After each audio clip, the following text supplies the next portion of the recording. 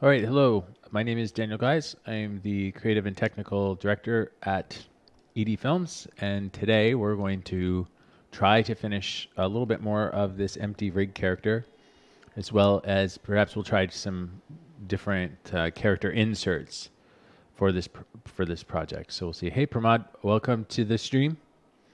We're going to try to do this empty rig thing. Whoops. I'm just gonna. I guess what I'll do is I'll quickly review what I have been doing for the rig. Hey Pachelevic, welcome to the stream. What I've been working on is I essentially used the Duik rigging system to build a character, to build this empty rig, and I've been going through the process of fixing it and adding some various details. And I always forget how difficult it is to build a good rig in After Effects. I mean, you can get a really basic, simple rig that runs with Duik really fast, but to get something with a little more detail and a little more flexibility is harder. And I'm still working out the kinks, so there's probably little problems here and there. But so far, things are working pretty well. Some of the details that I have added to this specific rig are things like what I call buffers, or I'm calling them buffers right now, but they're counter rotators that allow, let's say, for instance, if you have this shoulder, I have this little, you see that little pink square. If you move the shoulder up like this, for instance, if this pink square, which is my shoulder, so we'll just my arm left. So right now it's buffering by 0.8. So if I put it to 0, what you'll see is that that shoulder stays locked in place. If I put it to 1, it rotates like it would if the arm didn't have this little thing. So what that means is that the arm can feel very cut out, as though it's sitting on top of the, it's just a cutout, right? So with this buffer thing, what I can do is I can actually make it so the arm sticks a little bit more to the body. So you get a little distortion in the shoulder that makes it feel a little less cut out, if that makes sense. So that's kind of what those are. And I've got them all over the puppet. And they're just kind of things. I mean, I'll do a big tutorial, obviously, on how to use these things when we get there. But they're sort of there to just help make the puppet look a little less puppety. Also, what I have is I have these shoulder and hip rotators. So what these do is these actually take the structures. So if I unhide everything, you'll see how much goes into building a rig. It's pretty insane just to get one of these things. So the point of these empty rigs is so that you can be someone who's not a really skilled animator or have never made a project before, and you just have something, you have an idea, or you're in school and you need to make something really quick and you want to experiment. You don't know if After Effects is what you want to do. This allows you to do a drawing and have essentially a functional rig that you can focus more on tweaking it or adding details to it and less on trying to get the thing built in the first place. So I'm still fleshing out, like, who knows, there's probably problems. As soon as I start animating with them, I'm sure there'll be problems and I'll figure those out. And my goal is to iron all of those out first before other people get their hands on it. So this here is, I use them as shoulder rotators. So this is kind of, it's hard to tell what it's doing, but essentially what it's doing is it's bringing the shoulders in and out. And it looks actually like my buffers aren't attached properly. So I just have to fix that. There's a million things to fix on this rig. It's constant. Every time I do something, there's little fixes. This whole process has really made me realize just how difficult it is to make a rig. So we're going to grab, it's the arm left here. So if I look at the position, I'm using this twist and tilt controller to push the arm around. But what I think is my buffer is attached to the wrong thing. It's attached to the shoulder. It should be attached to the arm, which will throw it out, because another thing I've done is I've locked the positions so that you can't accidentally move them. But if you reparent it, it throws the position out.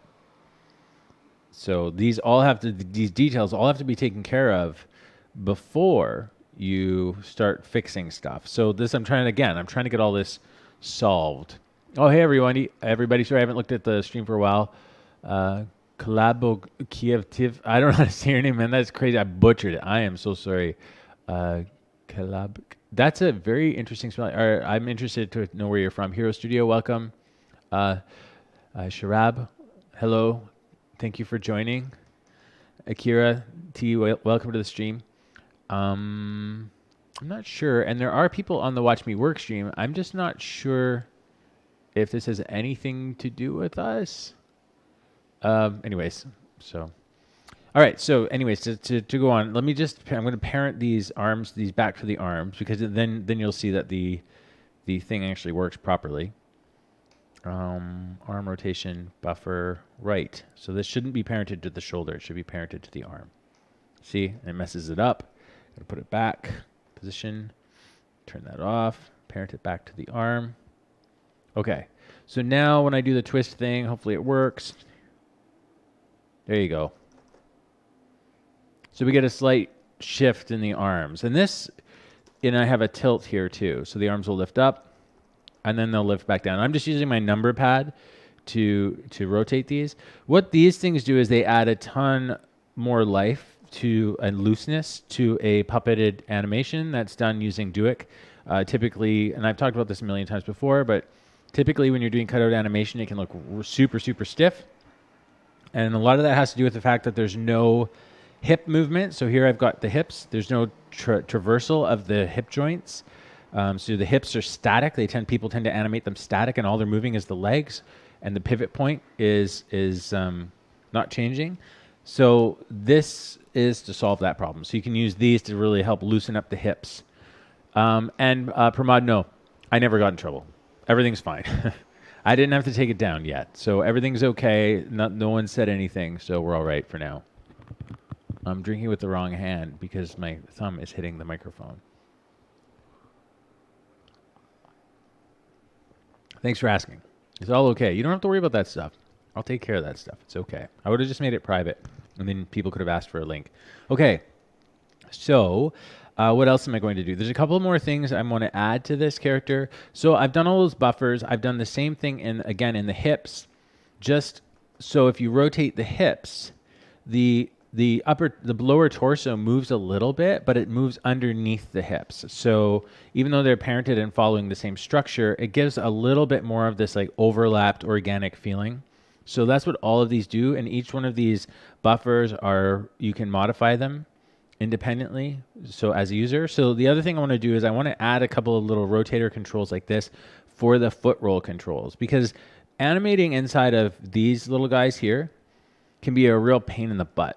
So I tend to like to put some little controllers down underneath the feet somewhere, so I can just use my plus and minus key on the number pad to actually drive the foot roll. You're asking how to rotate the character. You can't rotate the character from like front to side to back yet. That's a very complicated thing to do in After Effects. There's better ways to do it now, I'm going to look at building one of those. Those are something I tried back in the Rocket Randy days, and it's very hard. Anyways. Oh, hey, Spunrita, welcome to the stream.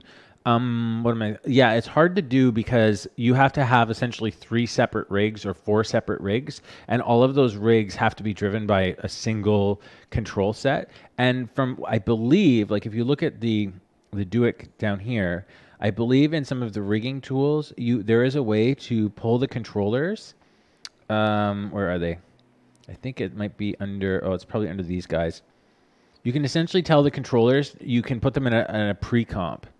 So if I pre-compose, my thought is if I have, like, let's say the character on a stage, I pre-compose them, maybe I'll be able to pull their controllers out to this pre-comp. But I'm not 100% sure. I haven't tried it. I'm a little nervous right now trying it. And actually, I should save a backup while we're on the stream. Okay. Okay. So the other thing, that's one thing I'm playing with. The other thing I was contending with, which you guys, anyone who's building rigs, this is like critical. And I didn't realize how much it's even a bigger problem now in the latest build of Duik, of the whole Duik Bassel system, is if you have to change your composition size. Like, so this original comp was smaller by a little bit, like it wasn't a perfect square. It was 6,500 high and like 5,000 something wide. If you have to change this, it will destroy your rig. Will just get messed up because a lot of the Bezier curve stuff that's happening on the back, like these curve controllers here, are actually happening in a kind of a world space mode. So if you change, I'll just show you really quick. If I change this, and let's say I make the width of the comp 7,000, look what happens to my character. And it's not easy to fix. So unless you really know how to do the scripting and modify the scripting. So what I ended up having to do is I had to resize the comp. Basically I had to unrig the back. And I don't know, but I haven't seen, and if anyone can say, like, Hero, you probably know better. You probably know better how to do this. If there's no button or no function that I could see that removes rigging off of something. So like if you go and you click all of the, there's no way to select all the bones and stuff and just say unrig it and select the structures. I had to manually go in and delete the expressions off every spine object. And you also have to delete the existing controllers, like the spine controllers and everything, because from what I could figure out, you couldn't, it duplicates them, and then that causes some issues. So you have to be really smart about how you're going to build this rig and make it so that you can work inside of this. And I tend to work with character rigs that are on cards that you can then insert into a composition. So let's say we have this character is in a stage. Right now, one of the problems that people might bring up and say, like, this can be a thing. The problem is that your character, well, how do you jump your character or make them fall over if they can't lie down in this composition and they fall out of frame? Well, you can do it. It's a little bit of a pain in the butt. And that's why I'm hoping to extract the controllers into the primary composition. But if I pull this character, let's say out of frame, like that, right? It's a big mess at the moment. But if I pull them out of frame and then we go to the character stage, you can see that they're still there because I have continuously rasterize on. So they can go well beyond the boundaries of the composition as long as they have continuously rasterize on. Okay. Just going to undo. If it will let me. It doesn't seem to be letting me undo for some reason. Oh, there we go. All right. So, and as you can see, when I pulled the character rig and stretched them all out, I have a stretch limitation on the actual IK joints here, I believe. I think you can change how much stretch you're willing to let it have. Yeah, well, it's got auto stretch, so I might have something parented wrong because the stretch should stretch everything, and it looks like it's becoming detached and not following exactly. Something I'll have to fix. Spenrita, what are you working on? I'm curious. That's very late. Okay, so so we're taking a look at this. I still have stuff to fix, obviously. I'm gonna have to get all the limbs sorted out, make sure that my stretching works. Because the thing is as you start adding controls and things like that, so you see that my stretching is limited for some reason, things start to fall apart a little bit. So all of that stuff has to be fixed manually. But what I've done is, so let's get back into things, is I've drawn this character. And what I'm doing is I'm doing essentially the workflow that you would do for an empty rig. So each one of these, this is like the PSD file that you would get. So now, that's a good, yeah, Hero, if you can do that, if you can disable the IK on the effects over the controls, resize it. But that's a good question. I wonder, because I'm not sure where it gets the original positioning data to set its 0 point. That would be the big question. So, okay, so what I did is I went through, and when you actually, let's say, for instance, you got this empty rig thing. I'm going to go into the actual project here, and I'll open it up for you. So, ed store, empty rig. So what you would get is you would get this, this file like this, which I've cleaned up and fixed.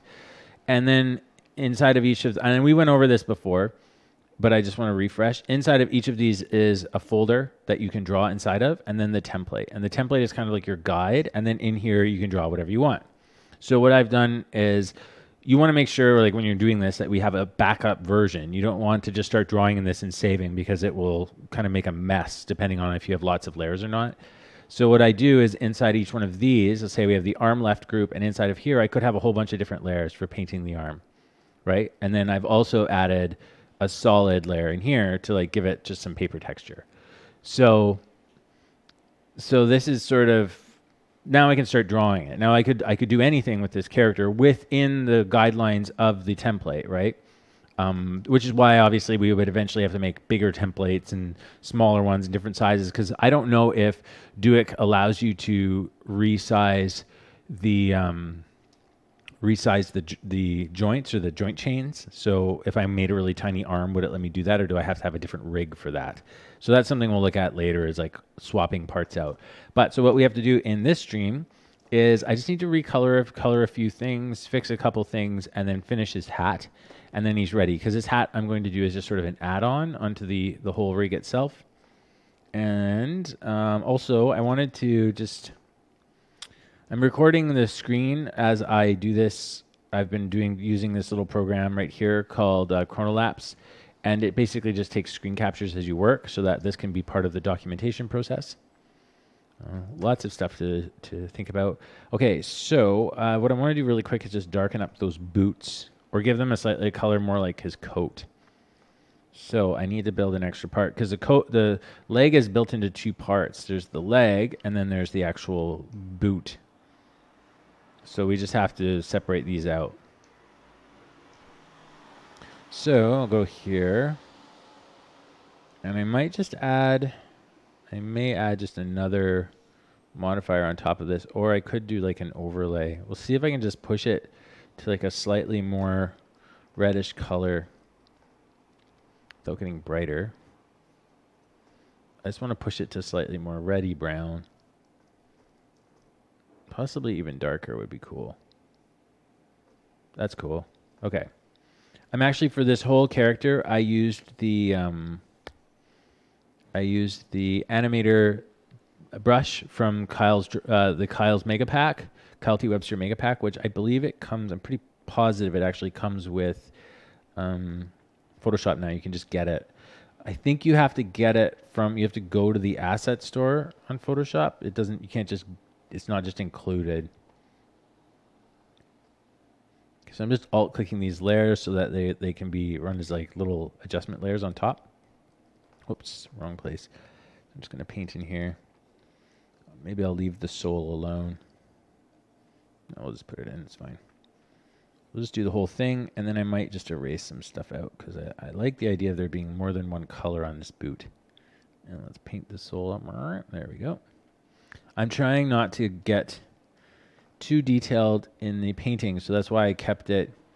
It's fairly two tones, and there's not a lot of shading in it. I mean, there's shading, but there's no like painterly shading. I'm just trying to keep the character simple. Otherwise, I could spend all day and night working on this guy. What are people saying?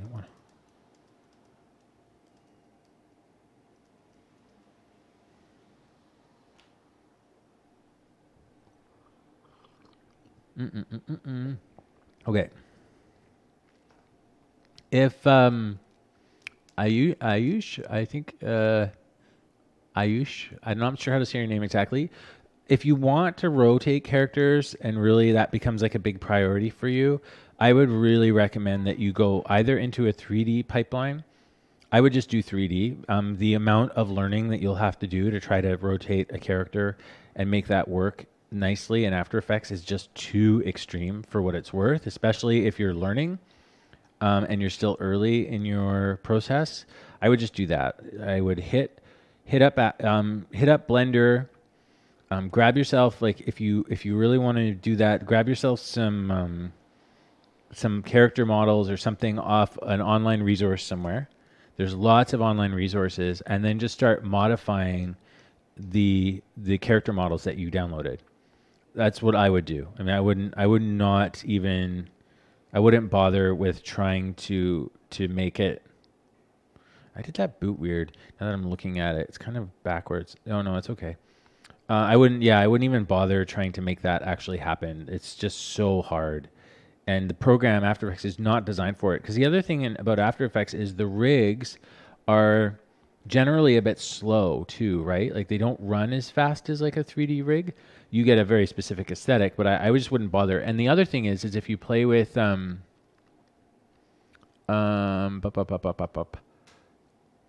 Yeah, if sorry, I'm just gonna finish. If you there's a lot of resources on Blender, and also they have the grease pencil, which is really robust. And I just started looking at some tutorials on the grease pencil just the other day. So you should maybe check that out. Oh yeah, please, Hero. Yeah, send away. That'd be very good for me to learn, and then I can pass it along. Um, okay, so Spunrita, the brush. It's this brush is actually not that fast, especially if it's big, like the animation brush. In fact, it's completely crashed my Photoshop a few times, where the whole Photoshop just does a hard shutdown, like it just disappears. Photoshop goes nope and disappears. So this painting has been a little bit cursed because I've been using this brush and I didn't figure it out that it was just explicitly this brush until just a little while ago or last night when I was working for the third time and Photoshop just closed for no reason. So yes, this brush is not ideal. It's pretty fast. The stream probably is lagging a little bit. It's plenty fast enough if the brush is small. So if you're like down here like this, it's more than fast enough for what I'm doing. So you'll see it's good.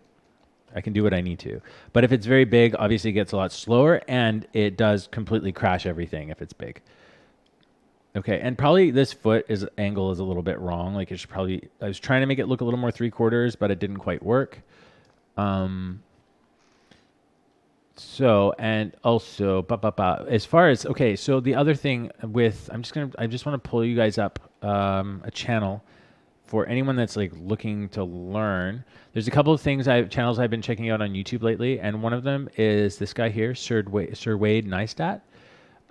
Great channel. It's really, really cool, really insightful, some really, really interesting things on this channel. I think he's actually doing a lot of great stuff, and his production value is really good. It's not specifically just tutorials, but there's some really good overviews. So I would check that channel out. And then there's another one I was just watching for Blender stuff. If you go to the Blender Society, they have, or Blender, what is it called? I can't remember what they call it. I'm going to see if I can pull it up. So if you guys just bear with me for 1 second. It's like the Blender something. They were talking about the grease pencil here. Okay, so I'll just pull it. Sorry, just give me 1 second. So it's this one here, and that's just on the Blender developers channel here. So I'll just give you this. I may not be what you're looking for, but it's very, very helpful. And the grease pencil is quite cool. I'm actually really impressed with it. And there's a bunch of tutorials on rigging and stuff like that in Blender. But what I would also recommend doing if you have Photoshop, I would go to, oh geez, I can't remember what it's called. This always happens. Every time I need to come up with a name, it pops out of my head, especially when I'm streaming. It's the worst. There's a character generator. I use it all the time and I can't remember. Anyways, I would just pull one of those down. What is it called? It's the one that Adobe bought. I can't remember. Anyways, you go there. There's a bunch of characters online that you can just download that are already rigged, and then you can just paint on top of them and make slight modifications to them, which is another way to work, which could be more what you're looking for. So sorry to spend so much time on that. Okay, so I'm just going to erase off on the heel a little bit here. Cool. Okay, good. I'm happy there. The character's decent looking. It's fast enough. It's good. Okay. So now I just want to really quickly, I got to do his hat. Also, I guess for another thing, just a quick tip, is for the hands. I usually struggle with hands like most people, I'm sure. So what I've been doing with the hands, because I'll need a lot of hand positions, for instance,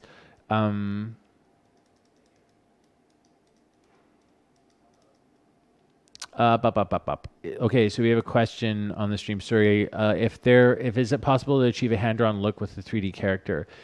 It is possible. It's not really easy. I did like what we did in Giant Bear is I ran it through a bunch of post-processing to do it. There's other ways. You can use the like 3D stroke filters and stuff like that, which can look pretty cool. I think Blender has a pretty decent toon shade look, and there was like a pretty cool, I'm trying to remember, there was a really cool animation.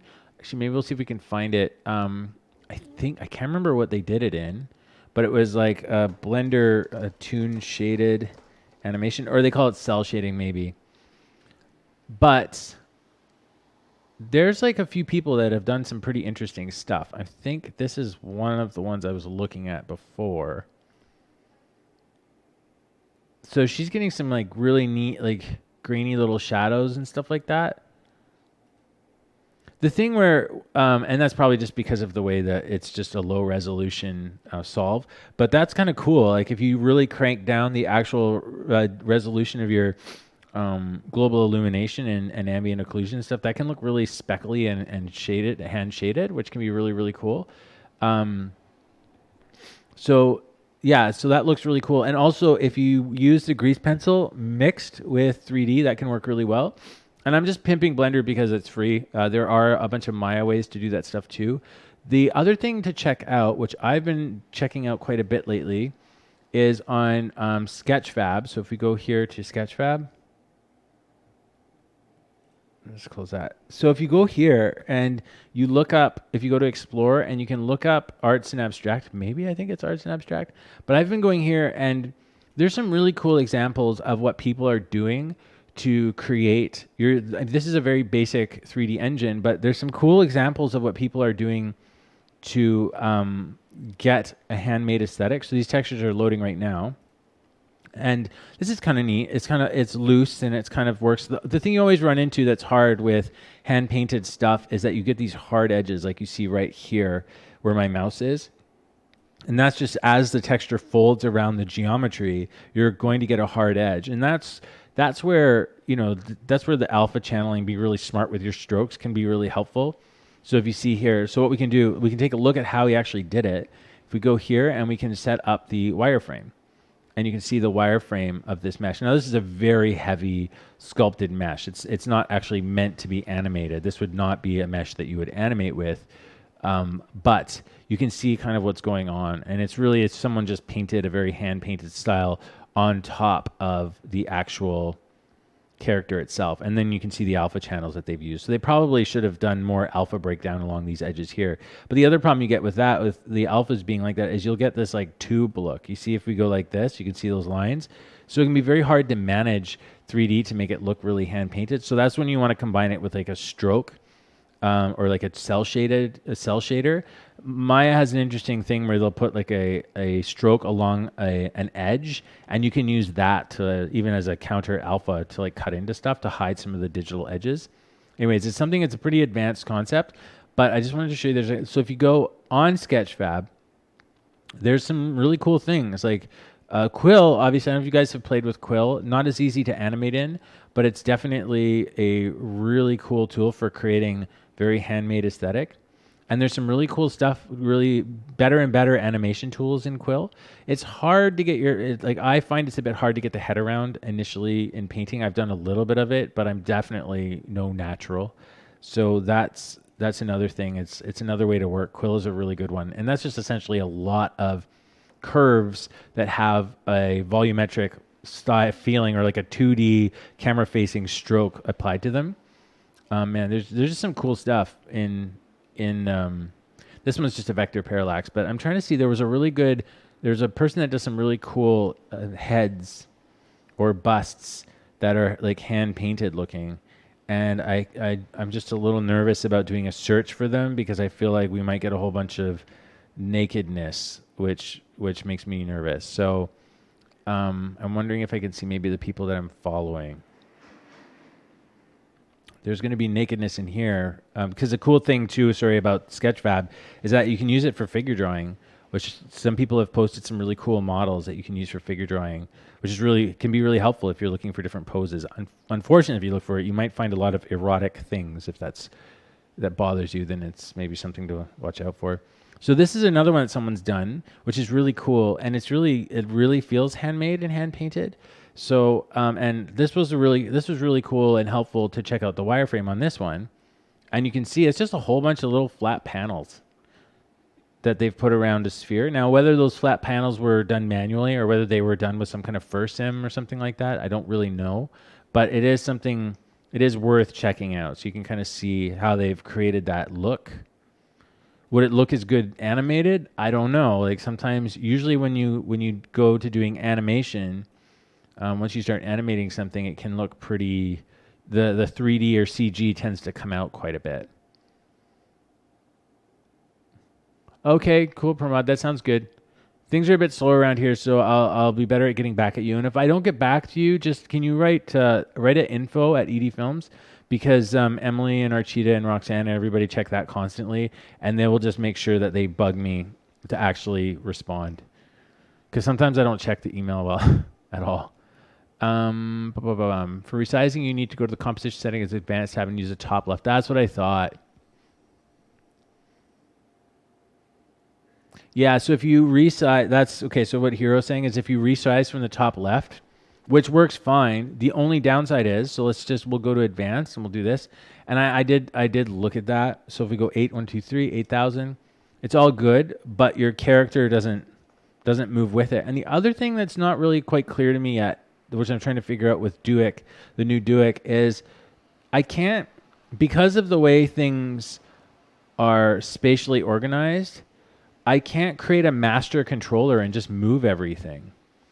So it seems like I'm a little bit stuck. If I want to like move the whole character, I don't even know what's going to happen. It might crash all of After Effects. I kind of have to move everything. When I tried to parent these like objects to a master node, for instance, so usually like in 3D, you'll create like sort of a master.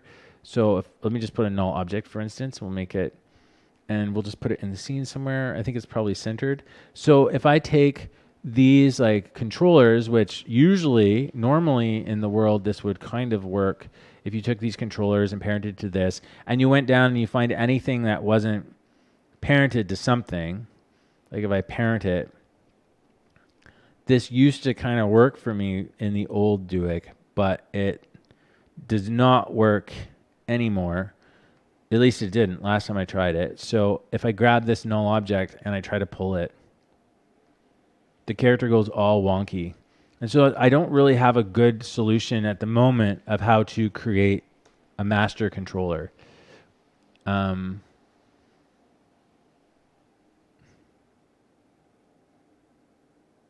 Yeah, so I can't seem to make that work. So they may have a master control that they've built in, but I don't really, I'm not really sure how to do it anymore. So I have to dig deeper in the code and see if there's a way to figure it out. Alternatively, if there isn't, then what will end up happening is I'll have to do the master animation of the character here, and it would be in this comp that you would actually move the character around, if that makes sense. So anyways, there's some limitations. But also, I'll figure it out. I'll figure it out eventually. And then once I figure that out and I'll just keep updating the rig. Okay, so let's finish where we're going. I got a little distracted. Well, Pramod, as far as your investor and stuff, just write us, okay? Like, write us as a group if you can, because I'm garbage sauce at checking my email and staying on top of things. I know it's not really an excuse, but I am awful at checking my email and catching everything. There's so many messages and things going in there that I usually only respond to like super urgent stuff inside the company. Okay, so I just want to do this really quick. I just want to fix on the torso. There's this one spot here. Just going to grab a lighter color. I'm going to grab this color and I'll just lighten it up a little bit. Just kind of find that. Let's downsize this a little bit. Just want to get a little more lightness across this area. Just really quick. Nothing too crazy. I'm going to give it a little bit of form. Even though this brush crashes my computer, crashes Photoshop, I do really like it because if you look at it, it has a lot of different variety. So if you go this way, stroke. If you stroke this way, I think we're getting a crash because I made it too big. Ugh.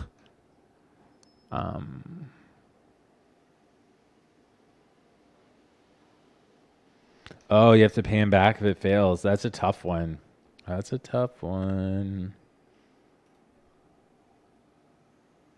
Hopefully I didn't lose everything I just did. Okay, so we gotta like keep moving. Sorry guys, I always get rambly on these streams. Yeah, so now I've just lost everything, which is super annoying. It's pulling open again.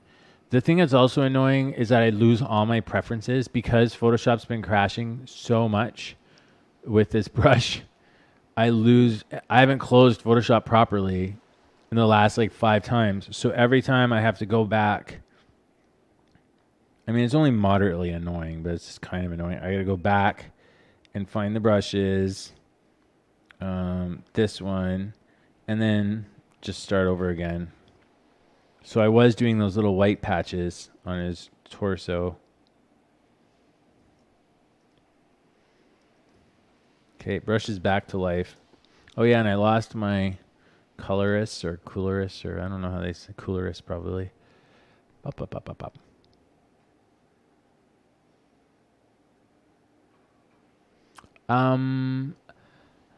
Ayush, I'm sorry if I'm pronouncing your name wrong. As far as the backgrounds, like I usually paint them myself. It depends on the project. I've had a few people come in to like work on backgrounds for me. For Giant Bear, that was a different artist that did some of the backgrounds, and then I copied her style as the best I could for much of the film. So I tend to be a little bit better at kind of painting, I guess, and drawing is sort of my thing, even though I'm not super, super good at it. There's people that are a lot better than me at it. But it's hard. It's hard on our kind of projects and with our funding style. It's hard to hire full-time illustrators or artists because there's just not enough work. Every animation project we'll do a lot of painting and drawing, but only in the beginning. And then it's just a lot of rigging and animating and stuff like that. So it's been a little bit harder to figure that whole system out. But yeah, we're getting to that point where I will do less and less of that kind of stuff for all the projects. So right now I tend to have to do a lot of the paintings on the projects, but that's kind of changing over time. I don't know if that answers your questions, but for other people, obviously I would recommend working with people that are actually really good at what they do, if you can, because that will make your work look better, age better. And then additionally, but if you can't afford it, then I would do anything you needed to, right? Just sort of use whatever you can, photographs, or just trace them, or run a paint filter over stuff, whatever you can to make your backgrounds.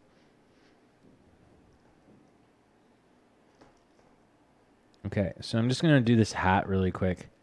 I was just thinking while I was working on this project, there's this, I don't know if you guys have played with it, there's the smoothing now that Photoshop finally has, which makes it so there's a little bit of a lag behind your brush, which smooths it out, which is really good if you're trying to do big curved surfaces or shapes. I don't know if you guys have ever played with this. It really helps you make like nice circles and stuff. I wish they had that for the cutout tool, actually, because I find when I'm doing lasso, I don't know what you call it, but when I'm doing this with this guy, it's really hard to get nice lines. It'd be nice if they had the smooth on that. So Photoshop, I know you're watching. I know you're a huge follower of our streams. Just giving you a quick thing to try. Okay, so the other thing I just want to grab here really quick is let's just do his hat. Let's do a quick painting of his hat here. I should probably pull up my reference image really quickly. So I use this little program here. I'm just going to see if I can pull it in. I'll just pull up my reference and put it on the side. Just give me a second. Screen captures. Creative Cloud. And we are going to do... What am I looking for? Sorry guys, I'm just looking for reference images. Fashion, 1920s. Okay, so I've been using, I'm just going to copy this. I've been using this image as a reference. And you'll see the inspiration in the clothing. So I just got to do his hat. Now, in these rigs, if you're going to add extra layers, you have to kind of save them to another project. Okay, I'm just seeing this. The jammerman, sorry. Our PS layers in the AE always the size of the PS file. The layers of Illustrator files are only the size of the layer object. So that just depends on how you import. So I've made these ones on purpose, the same size as the composition, so that when you draw in here, they come in and they take the exact position that you want. it's more memory heavy. So if you want to move quickly, when you're doing an import, if I go to import a file, for instance, and I click on this guy, what you do is you go composition, retain layer sizes, and that will crop everything to the alpha channel of each Photoshop layer. So it will make every shape as big as the layer itself, and it will not make it as big as the overall composition.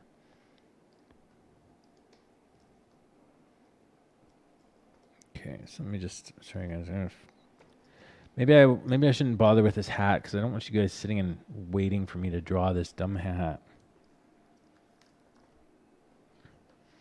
It's supposed to be rigging. I kind of want to see how these guys have these. I want a bit more of a visor on this kid's hat than any of these guys have. I should probably turn the head down a bit.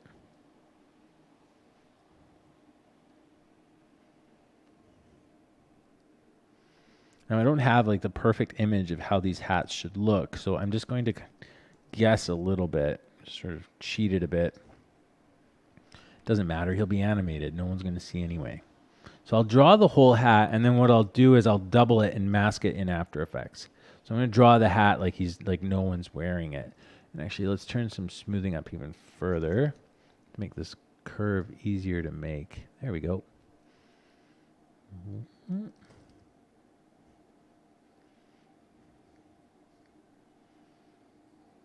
Now, don't use smoothing if you're trying to do sketchy style, because that will completely destroy your line, and it won't work. Okay, and then we'll bring kind of this side over a bit, so we'll kind of flump it out a bit. I want to get that kind of feeling of the hat coming over. Doesn't have to be perfect. I really don't. I want to spend too much time trying to make this perfect, because I always do that stuff and then spend a million years on things and nothing ever gets done. And I don't mean perfect. I mean, I just don't want to. Sometimes I get caught up in the anatomy, or I get caught up in just learning stuff all the time, and that doesn't always help me finish things. There you go. It's a decent enough shape. It's fine. And there looks to be, well, I guess depending on the style of hat. I used to have a hat just like this. I lost it somewhere. I probably lost it going out with friends, drinking, and then how I lose all my nice things. The seam, might add a seam here just to like help sell the form of the hat without some, because we don't have very much shading. So it'll just kind of help me. Okay. So it has a band that goes underneath. Maybe we'll try to preserve that. Again, I'll do the whole hat and then I'll mask it very deliberately in After Effects. So I know I'm going to do that. So then I'll just do some shading on it. Okay, just to kind of help me understand my masses a little better and my forms.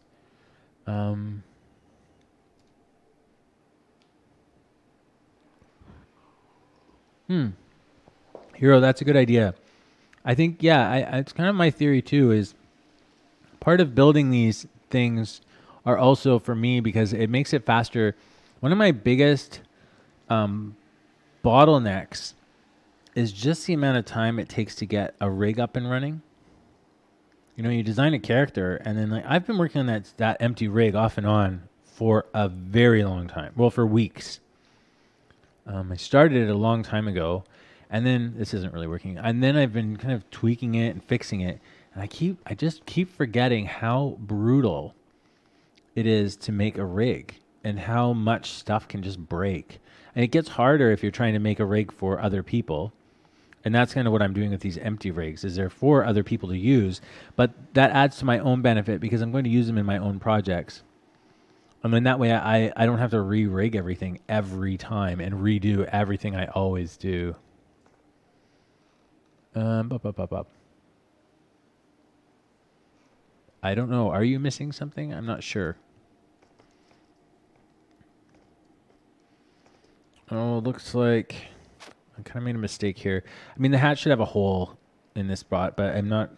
I'm just trying to get a form of this thing. Like, it wouldn't really go like this. This band would be here, and then we'd obviously have the actual hat hole going around like that. I don't want to get that crazy into it. This is just more so I have a back piece that I can put behind the head.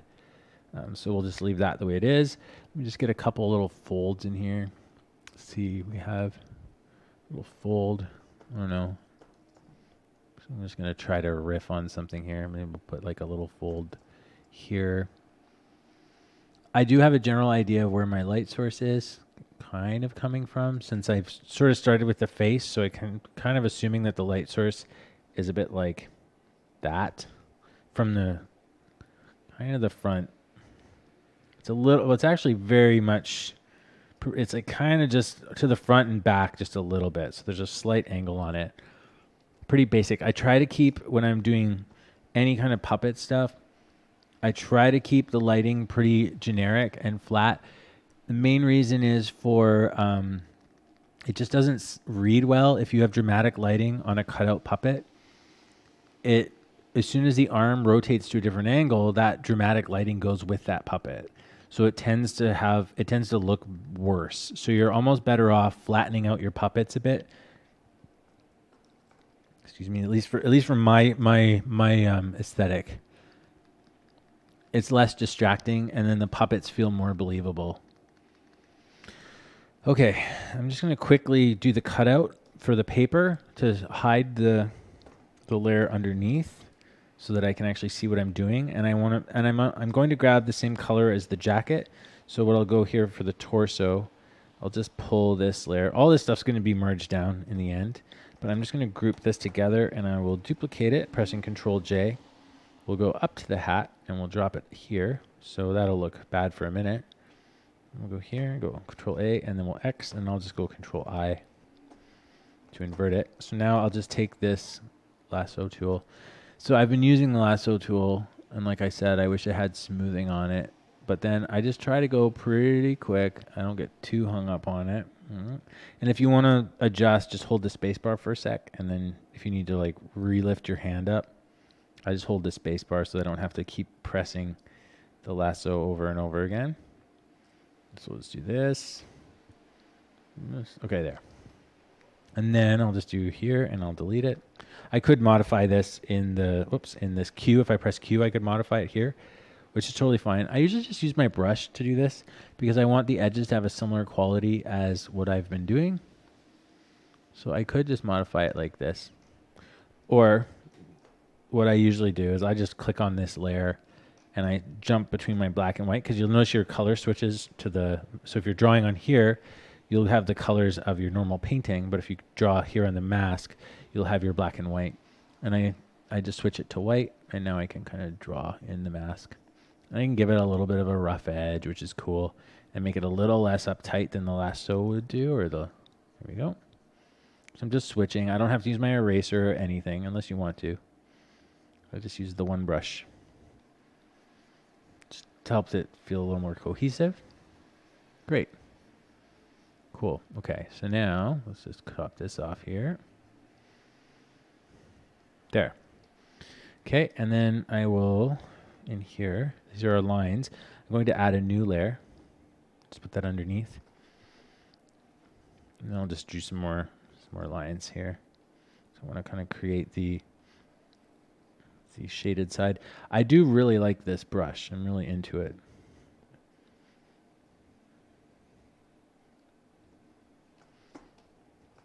And then what I'll do in After Effects is I'll just cut the head out in front of it.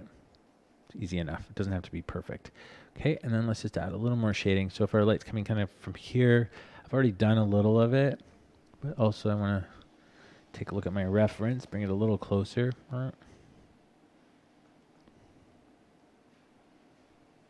Okay. Again, I'm really trying not to be too perfect or get too hung up in details of the structure of these hats or anything like that. I'm just trying to keep moving.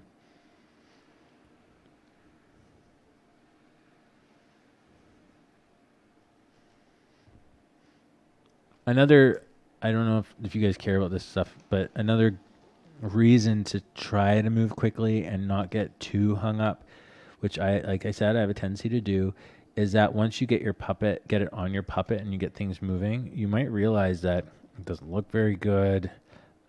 Maybe it's like overly shaded and detailed and it's pulling away from the character.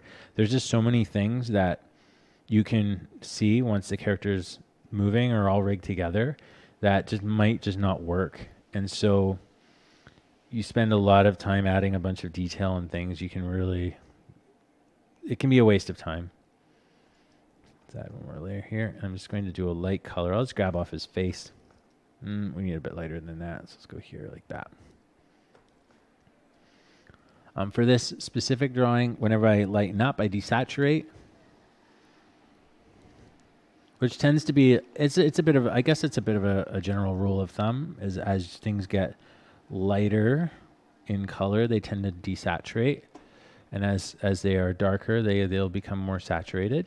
It's not always the case. It really depends on the material and the lighting situation, but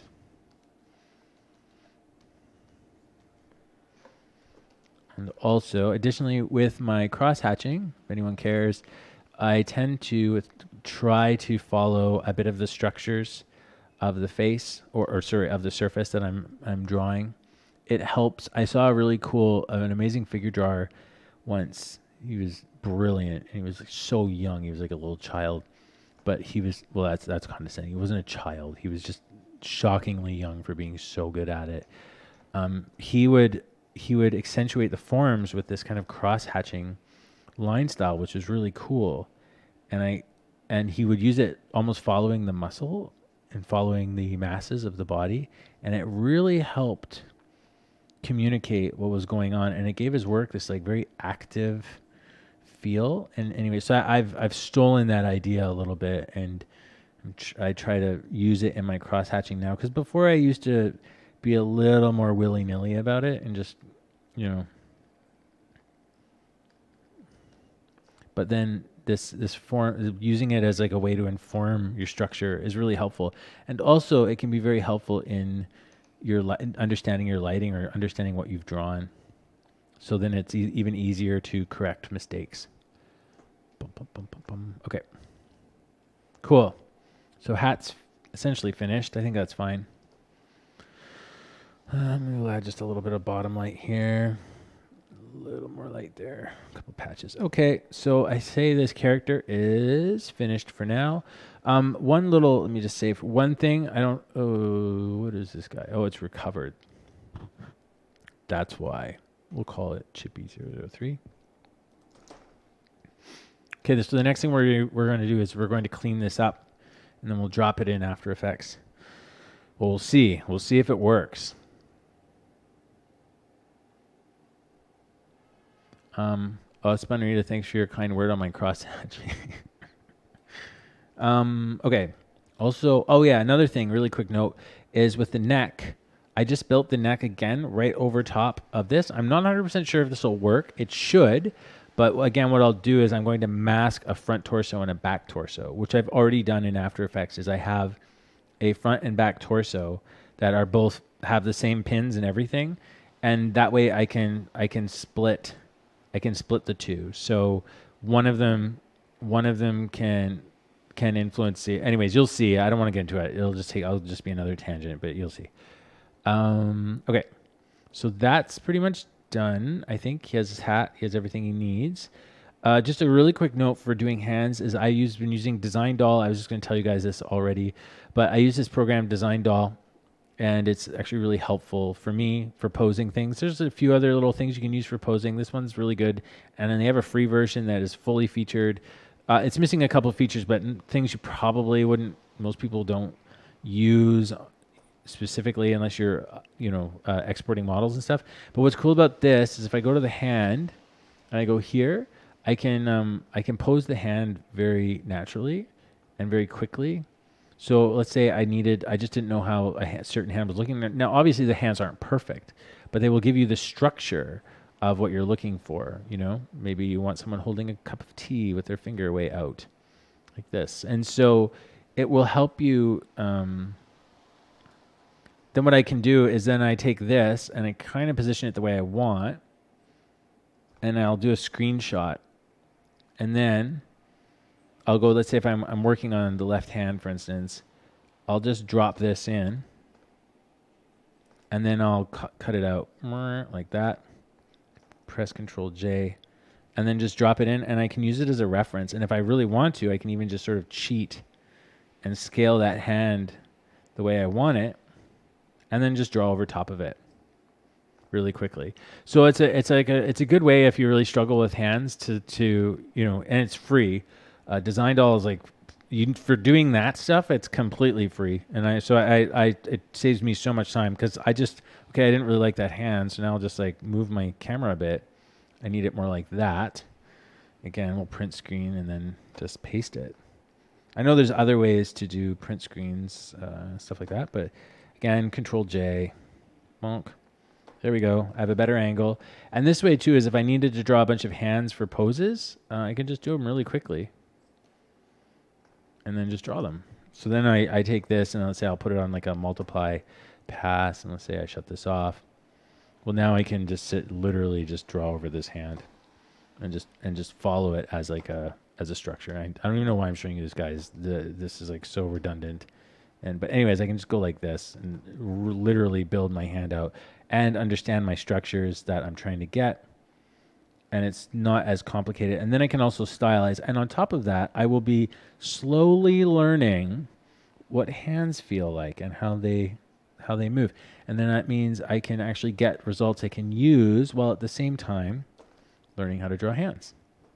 So there you go. It's a quick little pro tip.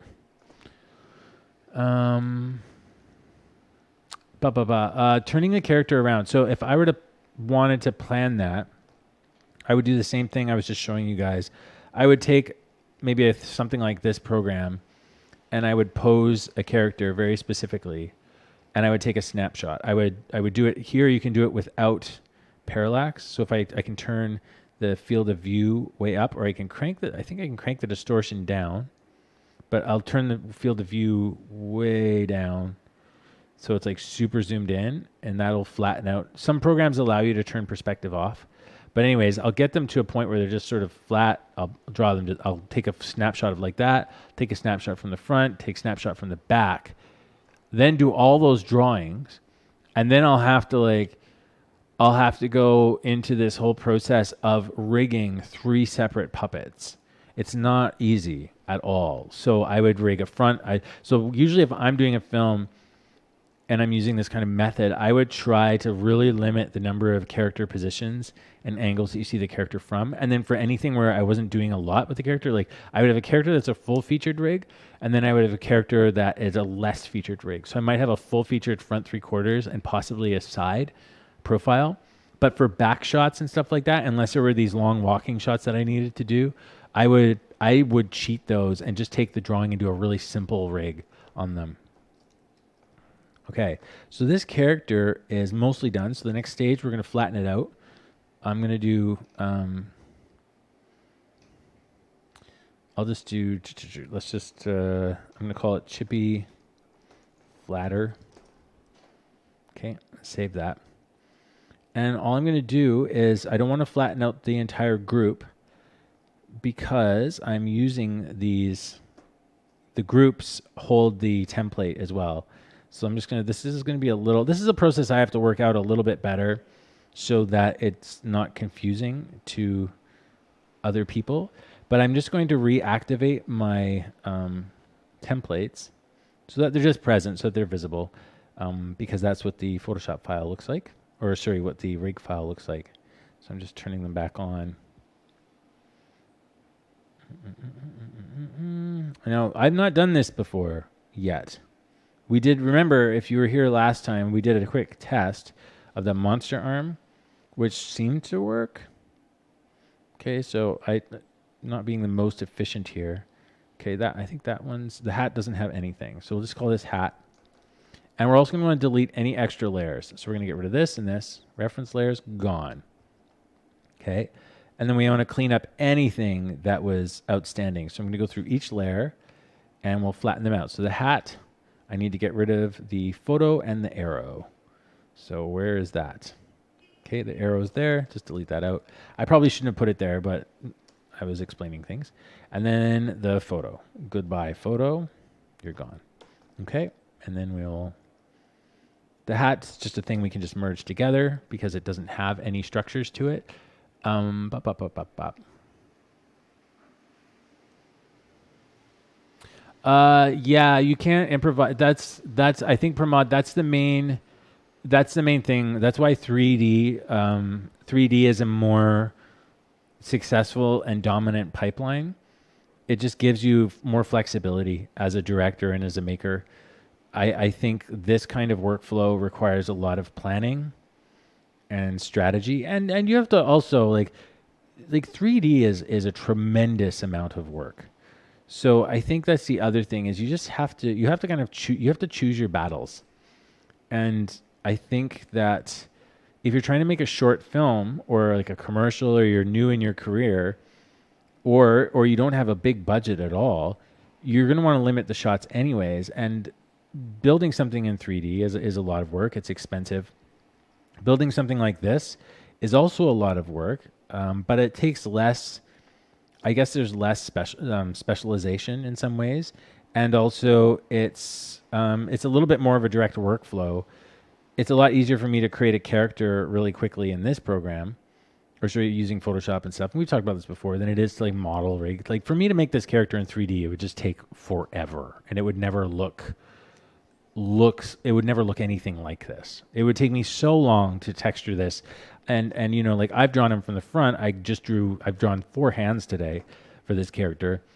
And I would have to like, you know, to model a hand and paint it and then draw all over it. I would, you know, it'd have to be something like 3D Code or Mari or, you know, ZBrush or Mudbox. But all of those, the brushes look a little different. It's just a huge, huge undertaking. So I think there's a time and a place for each one, and you have to work within what you're good at. And if you're mostly an illustrator, I would not try to inflict 3D on yourself just for the sake of doing animation. Yeah, Chippy needs a haircut. He's neglected. It's like these kids in this picture that I've been using as reference. Their hands are so dirty. If my kids' hands look like that, I would feel so awful. Look at them.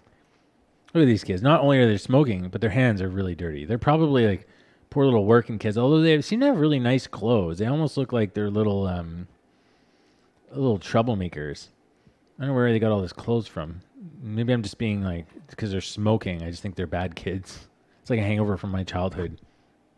Okay, so the next thing we're going to do is, because of the way each project is structured inside of here, so if we go and look in the After Effects file, we just want to make sure we're maintaining the folder structure that in each one of these groups, say, so we have like let's just lock that and bring everyone down here. Each one of these is a group. So After Effects, when you import a group folder, it creates a nested comp. Inside the nested comp, we have the reference file, and then we have another group folder, which has what would be the final PSD file or whatever it is. Now, there's a couple ways we can go about this. Is we can just lay it in the way it is, or we can just maintain the group and just leave it like that, or we could just flatten everything and sort of reposition it properly. So it really depends on how particular you want to be. Spun Rita. Yeah, sorry, you're right. His hair goes outside of the template. The thing about the head, though, is the head doesn't have any puppet tool on it. So there's no puppet stuff on his head. So it doesn't matter. His head could be ginormous. All you have to do is make sure you parent it to this. And that's something I put a head template, but that's just more for proportions because the head has no puppet pins on it. So it really doesn't matter if he goes outside. These things, however, have puppet pins on it. And if you go outside of them, they won't be included in the actual mesh that the puppet tool is using. Okay, so let's merge all this stuff together. I'm going to try a version where I hold the folders, and then I'll try one where we flatten the folders out. But I feel like that might just cause a loading issue. We may already have a loading issue. I just had to manually place every single layer on a different thing because I changed the name of something.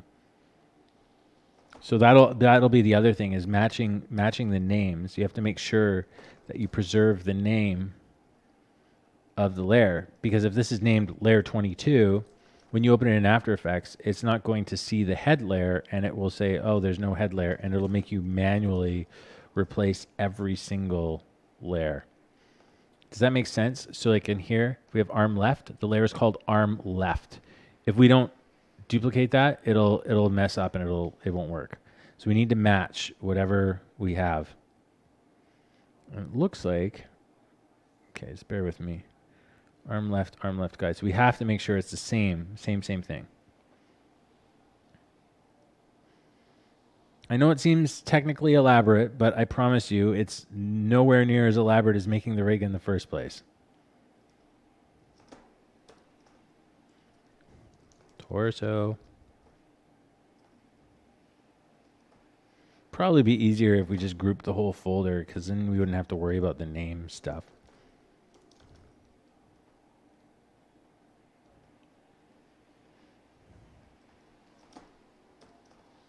Okay, that one's fine.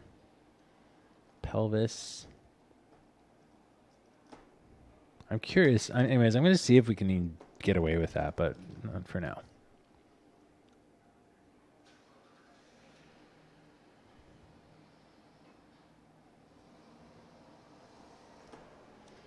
That leg right. Okay. Almost there. Hard part's done. The painting is done. Foot _ RT.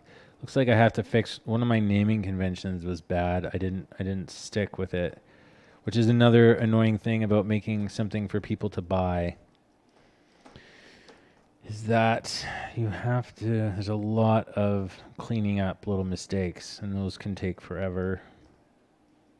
So it's my left hand didn't have an underscore. Or my arm. It's just arm LFT, no underscore. It's a mistake. It has to be fixed. Okay. So now this is the real trick. Now we'll see if this actually works. This is where we discover if the whole process was either really clever or really stupid.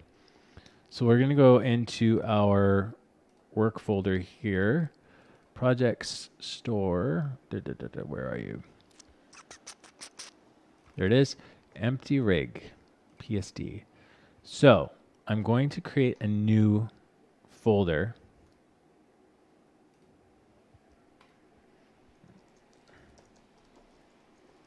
Actually, we'll call it template PSDs. Template PSDs. Okay, and I'm going to save this with exactly the same name as this one, but I'll do it here.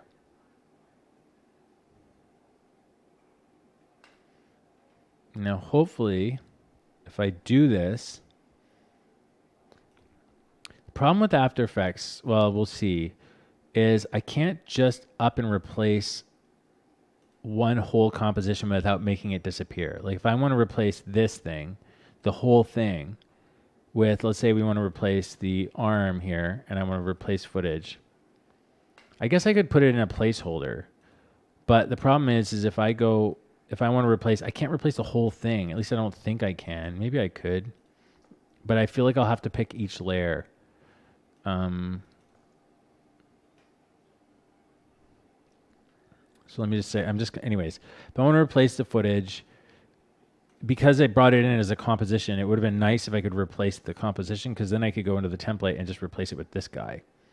But now, unfortunately, I have to go through and manually pick each layer back to what I want to replace it with. And so that's not ideal. So one way of doing this is just go here. I'm going to go to the empty rig, and I'm going to go to template PSDs, and we'll just call this like, we'll call this the chippy rig. We'll see if this works. And then, actually, what would have been a better way to do that? I don't know. Let's just see. Let's see what happens here.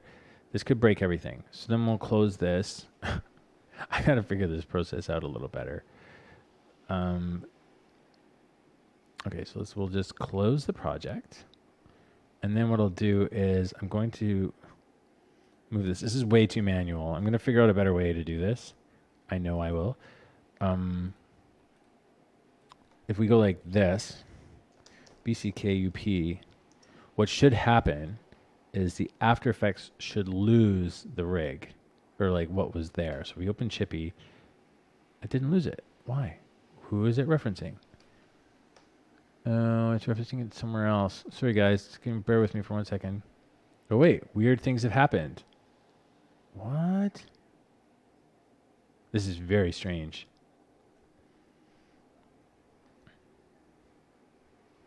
What rig is it referencing? Let's go reveal in Explorer. Oh, it's referencing this one. But it's not doing it properly.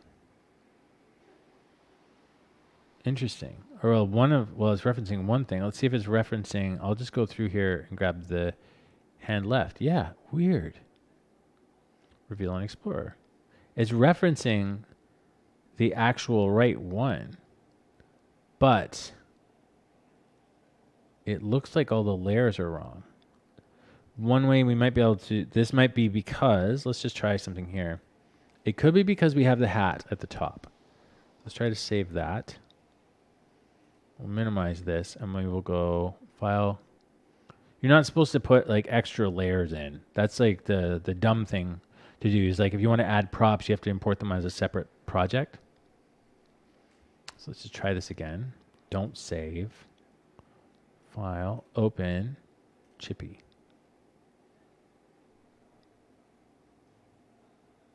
Okay, that still didn't work. Okay, so let's go. Oh, you know what else? Weird. I wonder. That's another thing I got to double check. Is there anything outside the borders of this composition if I crop it? Don't see anything. Oh, no. I don't want that. I want crop. Crop. Okay. No, there's nothing. Okay. Let me just, I'll delete the hat altogether. So just copy this. Sorry, guys. You were witnessing the process of trying to invent a process to do things. Let's delete this layer altogether and see if that helps. Oh, also. Oh, that's right. Okay. Wait a minute. Wait. Where is this? Didn't I call it? Okay, right. Sorry. I'm losing my mind.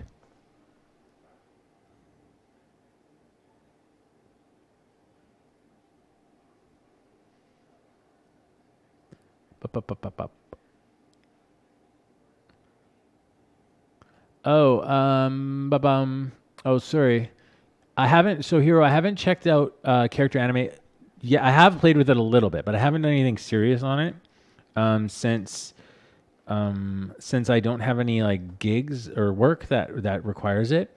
But I do want to play with it for sure. Okay, so let's close this. So just bear with me for 1 second. I'm just like trying to figure this brain thing out.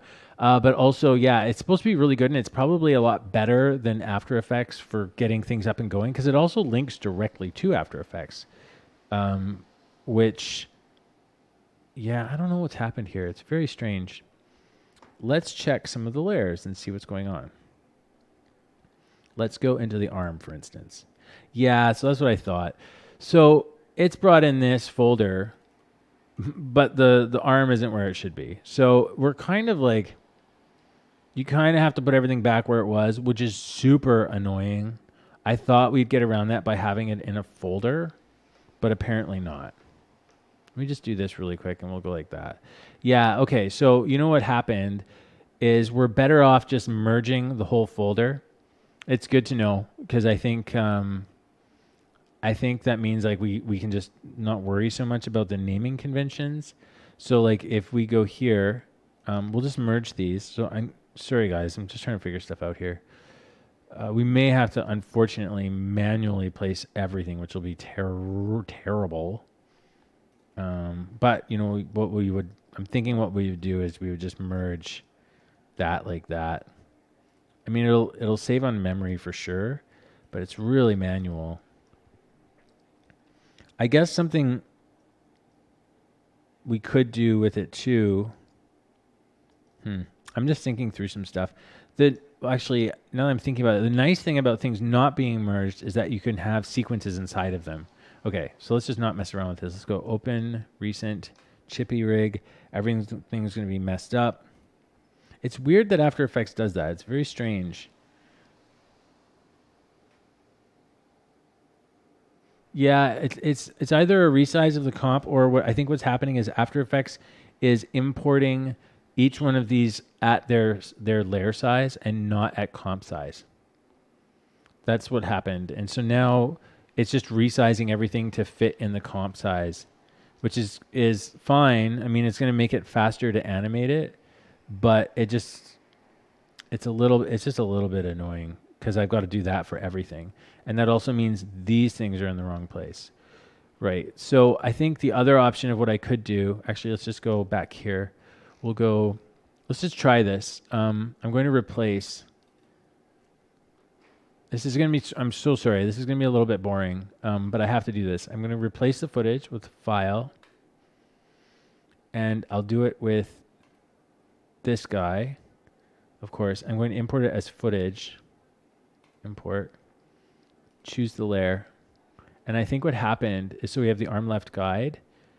I think what happened is I said layer size by accident, and I need to have it document size. And that's kind of what we were talking about earlier. And the only problem with this is it's going to mess everybody up. It sucks. Because that changes the whole, where these are all positioned. This is going to be a huge fix. It's going to be super annoying. Because it shouldn't really matter, except I know that what happened is I had a naming problem and I had to rename everybody. Let's go back.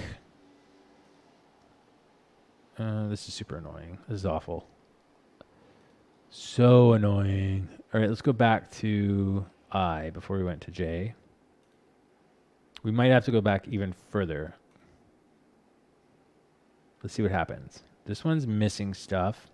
So now I can tell it to look for new stuff. So we'll look in this guy. Let's see what it did. Yeah, it still did the same thing. Okay, so let's go. I'm going to go open even further back. So I will go to G. I'm just trying to find the one before I imported everything. I had to manually re-import, and I think I imported and left the sizes the same. Or I got it to crop the size footage. Okay, let's see what this does. Ugh, yeah, this one I have to choose each layer. Arm left guide. Let's just see what this does.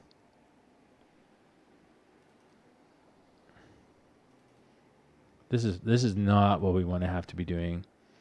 Arm right. Where's arm right? Down here. This is horrible. Keeping it document size.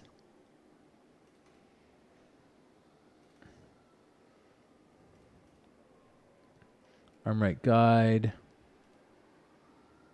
I just want to see if this even works a little bit before we waste too much time on this. This is arm left. Okay, that's great. Okay, so that seems to be working a little bit.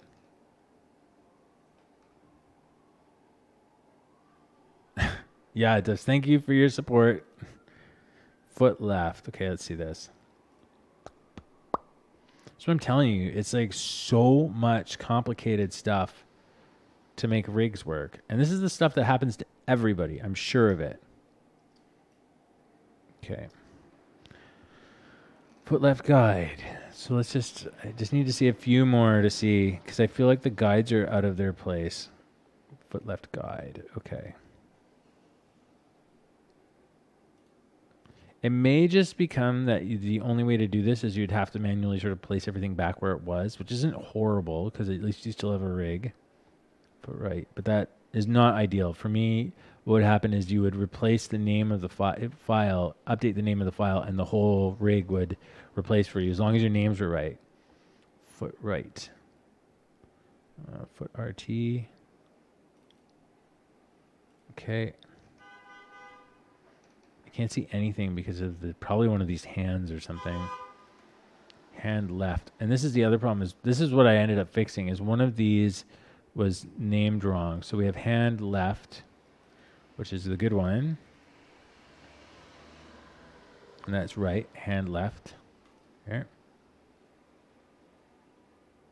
Okay, and then Hand left guide. I just want to make sure that's in the right one. Okay. Sorry, guys. This is so boring. I'm really sorry. Hand left guide. Hand left guide. There it is. Bonk. Okay. And hand right. And that I want to double check is in hand right. Perfect. Perfect. I had a naming error at a little bit earlier. Left is be hand right.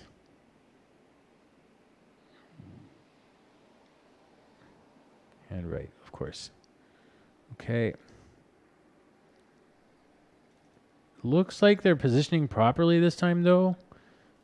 I feel like if I do this once, whoops, hand right guide. If I do this once and I save it properly, where it's looking at the comp size and not the layer size, that's probably what I did when I re-imported everything. Because this happened earlier, and I had to manually import all the layers, and I think I accidentally had layer size enabled, and so it replaced all my work with, that's head, okay, head, and then we'll do head guide. So I'll just have to go back and redo that. And so this is one of those problems there. Something was named badly, and that's what I was fixing. So that's torso. So this one is torso. Is it torso or torso guide? That's the thing I need to figure out. So I need to click here because I made a naming mistake. So we have to go to reveal and composition, and we figure out what it is. Is it the guide? Yeah, it's the guide. So we got to click layer 8 should be, and I can't have these kind of problems. So it should be oh, it's right there. It's named layer 8. Why is it named layer 8? So annoying. Leg left. Okay, I will fix this stuff. Leg left, empty. Just want to see if it works. Oh no. Oh, okay, this is where the other problem was, is I had another layer named leg left, but it was actually, okay, so that's what I did wrong there. So this one is actually leg right. No, wait, someone is leg right still. That doesn't make sense. You can't have two leg lefts using leg left. So it's leg left. Wait. Leg left, okay. And this one should not be used in leg left. What? How can you have two leg left compositions? It's unacceptable.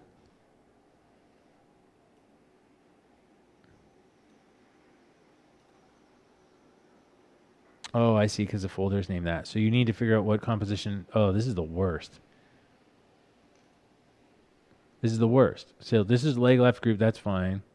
Whatever's used in this one is leg right group. So double click this. This should not be leg left, that should be leg right.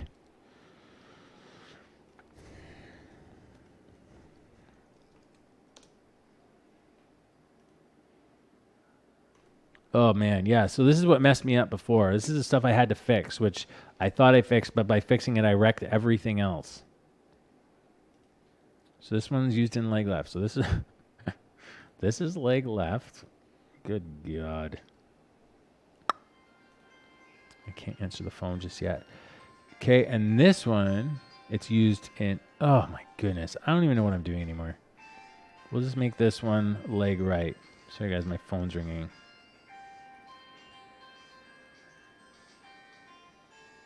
Why is this so annoying?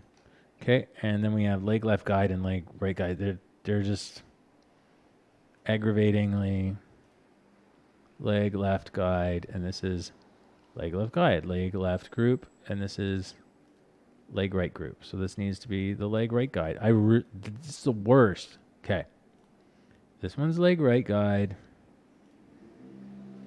This is not user friendly yet. This one's leg left guide. Yeah, just hang on. Yeah. Sorry, man, just put that. Sorry, guys, I gotta stop in a few minutes here. People are waiting for me as usual. Okay, so let's grab the neck. Neck, okay. And then we'll do neck guide. So So we're just going to get to see if the theory works. And then once I get off the stream, I'll fix all my stupid problems of everything I broke. And just have to go through and manually fix all of it and redo some of the stuff that I did on the stream, which was fixing some stuff. So pelvis, shoes layer. Ugh, this is the worst. When we do this right, none of this will have to happen. You'll just open the file, you'll rename it, you'll replace the old file with your new one that you've done all your work on, and it'll just update it automatically. Okay, this is torso. Choose layer. Where are you, torso? There you are. Okay, let's see if any of this worked. Is there a puppet there? Okay, so we have a couple of problems. I don't know what it's coming from. No idea. That leg thing is way down there somewhere. But let's just turn off some of these. Oh my goodness, it's such a disaster area. That is a really, really big crunch mess up. I'm looking at an old file now because this is how far I have to go back before I messed up. Let's just go in here. Yeah, look, this thing's all the way over here. Why is that over there? I don't know. It shouldn't be, but it is. It's all the way over here. It should be there. But it shouldn't even be on anyway. So essentially, I'll have a switch in there for you to turn off all the guide layers, which will be nice. Right now, we have to do it manually. And head, turn off. So we'll do a few of these, and we'll just sort of see it moving. Neck, turn off. Let's close some of these. Close, close, close, close, close, close, close. Turn off. Turn off. Yeah, a bunch of stuff got moved around weird. Anyways, I'll fix it. Nothing's a total disaster yet. We're going to find out, though. There could be a disaster lying in wait somewhere. Yeah, these are all in weird spots. Everything's messed up. Could definitely be a disaster hiding in the shadows.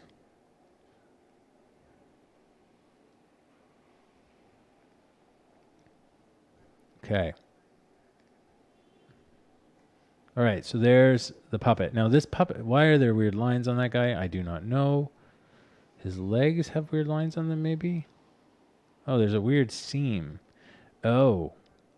Wait a minute. Yeah, this leg's not in the right spot. Why is the leg in the right spot? You're the worst. Okay, just hang on. It's epic fail. Oh, come on, for heaven's sakes. Close, close, close, close. Okay. It's weird how those legs look like they're in the right place, but they're not. Wait. Leg left. Oh my goodness, for real? Okay, so leg right is here. No, it's not. That's the wrong leg. Probably the import was wrong. I don't know anymore. This should be the other leg, apparently. Yeah, weird. They just like positioned in their own like little random place. So I think essentially it's probably better just to like... Anyways, whatever. We're just going to take a look at this really quick. And it's funny that they look okay, but they're definitely not okay. Nothing's okay. Nothing's okay. These feet are going to just go crazy. Yeah, he's a mess. But let's have a look and see how his torso moves. That's maybe the one place that's not a total disaster area. That works good. See his little hands.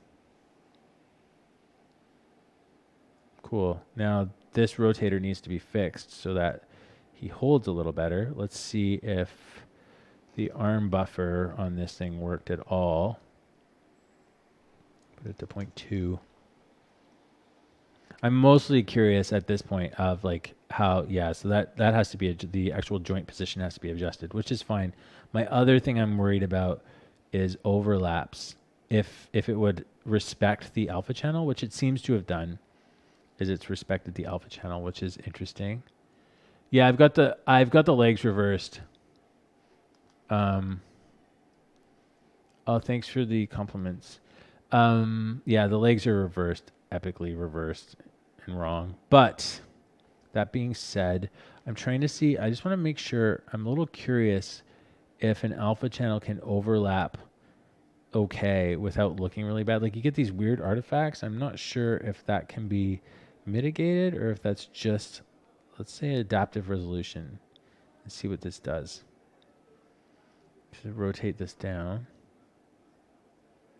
Yeah, so there's like a little bit of alpha. No, maybe it's not an alpha channel problem.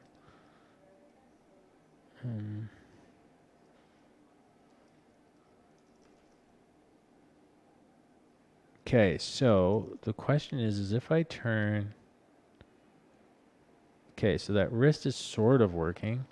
And if I turn the like wrist buffer in the right hand, let's put it to like 0.5. It'll mean that the hand will start overlapping on the wrist in a weird way. Oops. That's the that's the other thing about these wrist buffers is that you can animate them also, which is cool, just in case. Um, anyways, let's just see. So you'll see if I rotate the hand back down, he'll slowly come away from the edge of that sleeve. That's cool. So the legs are wrong. The arms are okay. The shoulder needs some work. I'm not sure if there's a way. There isn't. No, there's an anchor. I was trying to see if there's a way that I could adjust the arm's position without breaking anything. I'm not sure if that's possible. I might have to just re-rig the shoulder, but that's like a small price to pay because it gets a little weird. Oh wait, that looks better. I suppose if I make sure that we'll see like how it's getting super thin. Let's just also do shoulder left position, and let's say like put its weight up. Nope, that's not what we want. 10%. I kind of want its position. Let's go 25. Let's see what that does. I don't even know what this auto thing does. Oh, maybe I can reposition the shoulder. Doubtful. Let's see what happens. Oh, you sort of can. But that doesn't help because that takes everything with it. Anyways, I sort of have to fix the way that the left shoulder. We're losing too much volume. So largely, what I'll need to do is actually rig that shoulder a bit lower on the actual rig itself. And let's see what happens if we stretch things out a little bit. Still, he's kind of working. I mean, like in non-extreme situations, like that's not terrible. However, it needs work.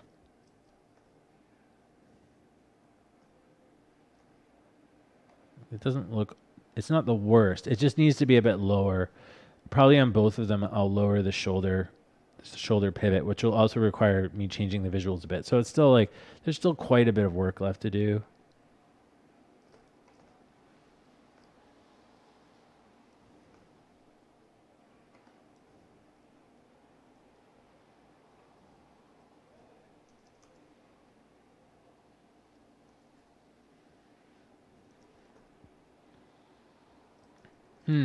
Okay. Well, I'm gonna have to stop soon, guys. Thanks for hanging out. There's a million and one little problems, but certain aspects are working fairly well. I like how the head and neck are working. Definitely not ready for that. Neck is crushing in a weird spot. So on this one, I think what I would do, like this is something that's kind of cool about this process, is if I were to go here, if I can get this all working, if we go into the neck and we're finding the neck isn't really moving properly, maybe I don't like the way it's deforming. If I take this neck and let's just go back to this guy, and we'll just lock this composition so it's the one I can see. We go back to neck. I can like look at how the neck's deforming and just move it back inside the comp. And we're not losing anything because it's inside of this little container. I go back here. I mean, there's something cool about that for sure. Where's my head controller? I can't seem to select my head controller. Get out of here. It won't let me grab it. So it wants me to pick the arm. Get out of here. Just give me my head, dude. Okay. Yeah, so I moved the neck, and that didn't damage the puppet. In fact, it looks better. So there you go. You can see his neck's working a little nicer now. But the rest of him is just gong show. I definitely have to fix the shoulder positions. That's a big one. And some of the volume breakdown in the elbow is problematic. Like, it's to be expected to a certain degree because you can only get so much flexibility out of a cutout puppet, but I think I can probably do some things to tweak the actual the starch. So the other thing is I put these little curlers in here. We can just tweak the hand a little bit, which will give you just a little extra movement. Nothing amazing. And then you can grab the tips and pull them. The other thing you can do is use these guys and sort of pull them up out of the way. So if your character's like walking really big or you want to do stuff with them. So it's coming. It's slow, but it's coming. Okay, guys, I gotta split. But thanks for following along. I'm sorry for the disaster. The disaster of this rig, but I feel like I might be able to get this guy working and making him look a lot nicer. I mean, he's not totally far off. And I just have to fix some of the volumes, which you can't really see until you get an object in there. So one of the things that we might do is when somebody, let's say you downloaded this thing and you wanted to use this empty rig, it's a small job, but one thing you can do once you've got your sort of puppet set up and if you have specific problems, you could just fix the starching yourself. So one of the problems probably with this starch is maybe that. There we go. That holds a little more volume. And we can just start adjusting some of these. And I probably need something to preserve volume here, but not so big. Maybe hard to see what I'm doing, but I'm just going in and actually trying to create some like hard spots that would hold the shape of this a little better. You can kind of just move this stuff around until you get the look you're going for. Anyways, it's a small thing to tweak, but I think if we can get it at least 80% or even 90% of the way there, then this rest of this stuff can be pretty trivial. Let me see if I hold this all the way through and I don't allow it to collapse at all. Curious about that. Looks a little bit. That might even be a better way to starch it, but let's have a look. Let's see what happens if we actually try to move it now, though.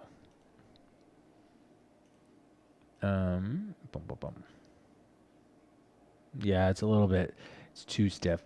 So anyways, lots of stuff to tweak, but it might work. We'll see. These empty rigs could be a thing, but it may not. It may be just a terrible idea, but thankfully, this is what we're here for. We're here to experiment. All right. Well, guys, thanks for hanging out. I will see you again soon. What is this guy? That's my hand control. Sorry, I'm just a little distracted by this one's missing my neck controllers. Or my shoulder controllers. Hadn't done them yet in this version. Anyways, coming along.